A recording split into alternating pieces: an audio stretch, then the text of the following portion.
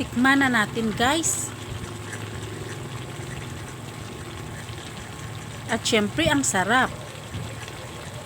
Igisa na natin yung ating mga panakot guys. Crushed na ahos.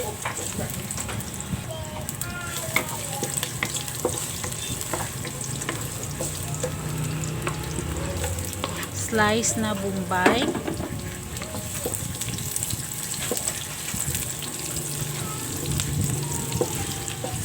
Mix together lang natin guys.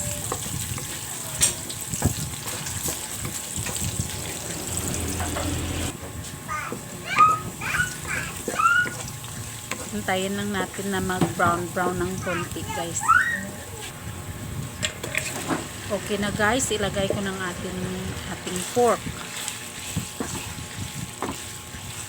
Gista lang natin ang ating pork guys.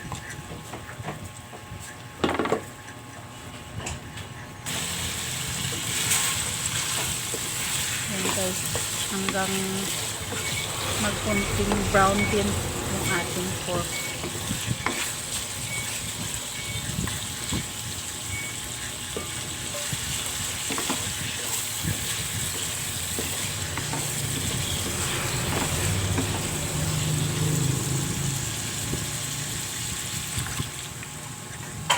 Nilagyan ko ng kunting water guys para maglambot, lumambot yung ating pork.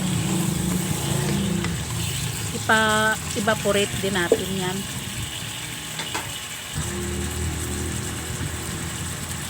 At ngayon na malambot ng ating pork, naglagay na ako ng shrimp paste o bagoong. Ginamos tawag sa amin guys dito sa Iloilo. Ilonggo guys. Ginamos. Bagoong alamang yan guys.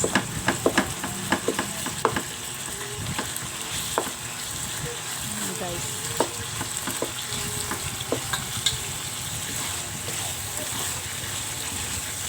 Igisa lang natin kasama ang pork.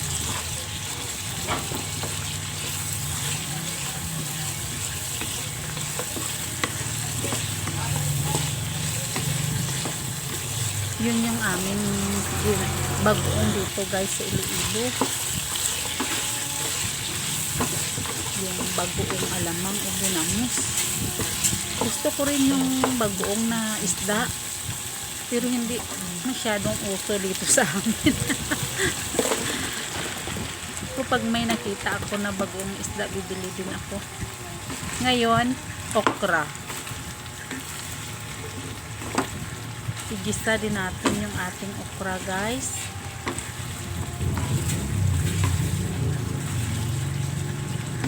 Marami kasi kaming okra ngayon. Hindi man amin guys, binili lang ng asawa ko. Medyo isang pack.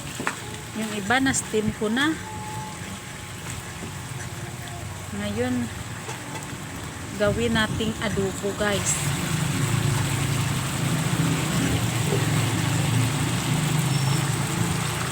Sinamahan ko na guys ng sitaw. Ang ganda ng sitaw, fresh na fresh.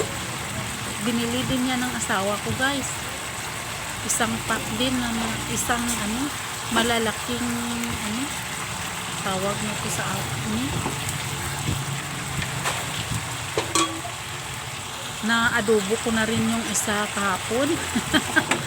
Diyan din sa post ko guys, pero walang baboy yun, walang pork.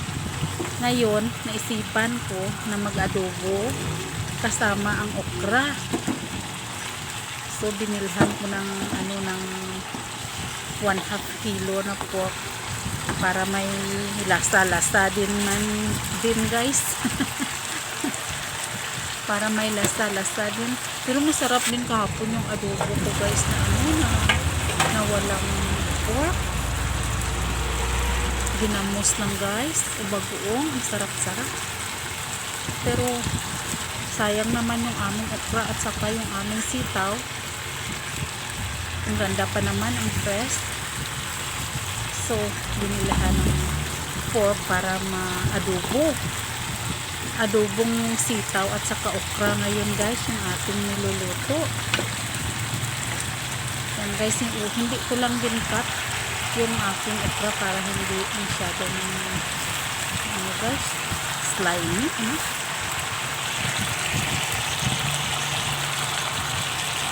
Ngayon din nilagyan ko ng konting asin bitsin at saka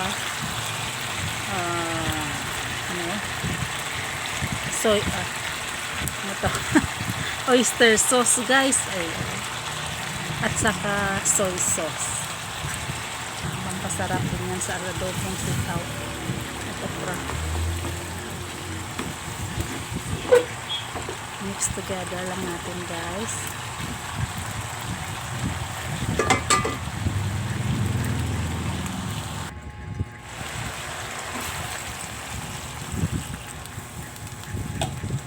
Yan guys, nilagyan ko ng tubig again para para lumambot yung ating sitaw at saka okra, maluto ng mabuti. Pero hindi natin i-overcook guys, kasi masarap yung okra at sitaw na hindi overcook. Mix ko lang guys.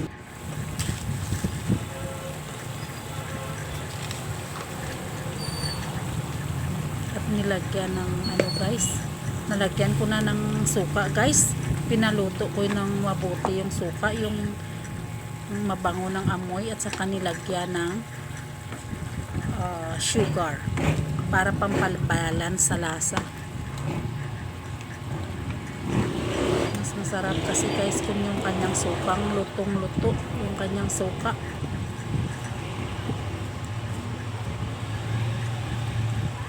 Yan guys.